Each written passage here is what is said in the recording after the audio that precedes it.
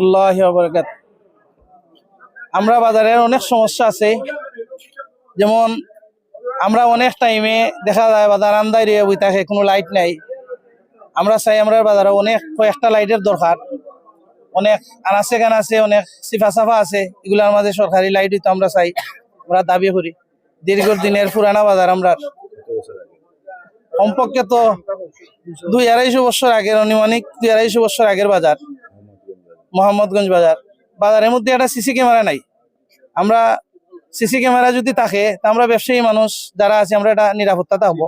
আসলে এখন তো শহর কেন্দ্রিক মানুষ, আগে তো বাজার কেন্দ্রিক আছে। জি, শহর কেন্দ্রিক থেকে বাজার কেন্দ্রিক করণে কিছু পদক্ষেপ নেওয়া যায় বা বাজারের উন্নয়নে কি কাজ করা যায়? আসলে আমরা বাজারের অনেক ত্রুটি আছে, যেমন টিউবওয়েল নাই, মাছ আটা নাই, যার কারণে আমরা বাজারের ব্যবসায়ী যারা আছি এরা খুব ইয়ের মধ্যে আছি, কষ্টের মধ্যে আছি। ব্যবসা বাণিজ্য তো নাই হইলেও চলে, ক্রেতারা নাই হইলে চলে।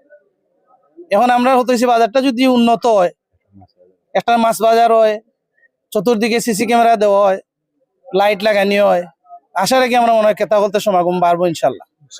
আমরা ওটাও আহ্বান আপনারা গেছে, মিডিয়ার বাইদের গেছে, আপনারা তুল্লা ধরবা যাতে আমরা বাজারটা আগের মতো ফিটে পাইতে পারি। যতটুকু ত্রুটি সম্পূর্ণ আছে এগুলা যাতে কাজ কইরা দেওয়া হয় আমরা রে, ও আহ্বানও আমরা জানাই। অন্য বাজারে যে মানুষ যার দেশের দোকান ছিলেন, মূল কারণটা কিটা মনে হয় না করে, কোন কারণে তারা বাজারে নাই অন্য বাজারে কোন সমস্যার কারণে তারা পান না?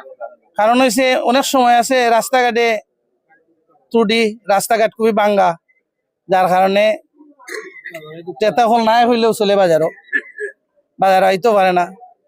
আর বাজারে অনেক ব্যবসায়ী হল মনে হরুক আমরা এই ঠিক মতো মালটাল আনতে পারেন না রাস্তার কারণে।